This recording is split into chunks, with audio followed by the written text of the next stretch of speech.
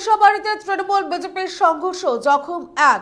এই মুহূর্তের যে আপডেট, দলীয় পতাকা লাগানোকে কেন্দ্র করে তৃণমূল কংগ্রেস ও বিজেপির সংঘর্ষে উত্তেজনা ছড়ালো তুফানগঞ্জ 2 ব্লকের ফেরসাবাড়ি এলাকায়। তৃণমূলের অভিযোগ, বিজেপির নেতৃত্বে হামলা চালানো হয়, তাতে তৃণমূলের যুব নেতা রতন সিকদারের পা ভেঙে যায়। তাকে প্রথমে বক্সিরহাট হাসপাতালে ও পরে কোচবিহারের একটি বেসরকারি নার্সিংহোমে ভর্তি করা হয়। জানা গিয়েছে, ওই ঘটনায় এক বিজেপি নেতাকে আটক করেছে বক্সিরহাট থানার পুলিশ। তৃণমূলের দাবি, পরিকল্পিত হামলা চালানো হয়েছে, যদিও বিজেপি অভিযোগ অস্বীকার করেছে।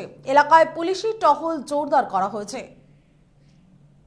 যে আমাদের তৃণমূলের যুব তৃণমূল কংগ্রেসের জেলা সাধারণ সম্পাদক, সে পতাকা লাগাচ্ছিল, সেখানে বিজেপির এক মাতাল নাম তপন শিকদার, সে এসে মোটরসাইকেলে ধাক্কা দেয় এবং তার গায়ে বিভিন্নভাবে আঘাত করে। তারপরে তাকে আমরা এখন এসে নার্সিংহোমে ভর্তি করিয়েছি, চিকিৎসা চলছে, প্রশাসনের দ্বারস্থ হচ্ছে। আমরা এগুলোর বিরুদ্ধে প্রশাসনিকভাবে আমরা কেস কাভারি করব।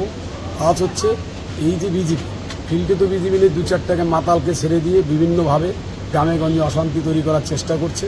এটা নির্বাচন কমিশনারকেও আমরা আবেদন করব যে এই সমস্ত জিনিস ভবিষ্যতে হলে এটা বরদাস্ত করা যাবে না, এটাকে কঠিনভাবে দেখতে হবে। কারণ এলাকায় আমরা চাই শান্তিপূর্ণভাবে নির্বাচন হোক, কারণ ওরা বুঝে গেছে এই নির্বাচন শান্তিপূর্ণ হলে এরা জিততে পারবে না, তাই এরা বিভিন্নভাবে অশান্তি তৈরি করার চেষ্টা করছে। কি হয়েছে? ঘটনাটা হয়েছে আমাদের মহিষকুচি 1 209-এর 95 বুথ ফেরসাবাড়ি। পায়ের অবস্থা কি হবে? আর অবস্থা, পাটা ভেঙে গেছে, এটাকে প্লাস্টার হবে।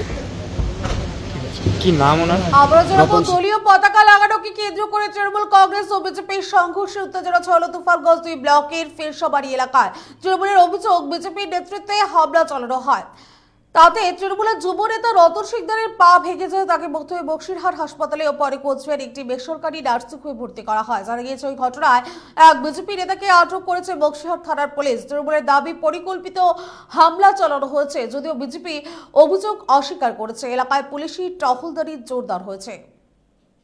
এখনকার মতো এই পর্যন্ত। ধন্যবাদ। সঠিক খবর, সঠিক খবর।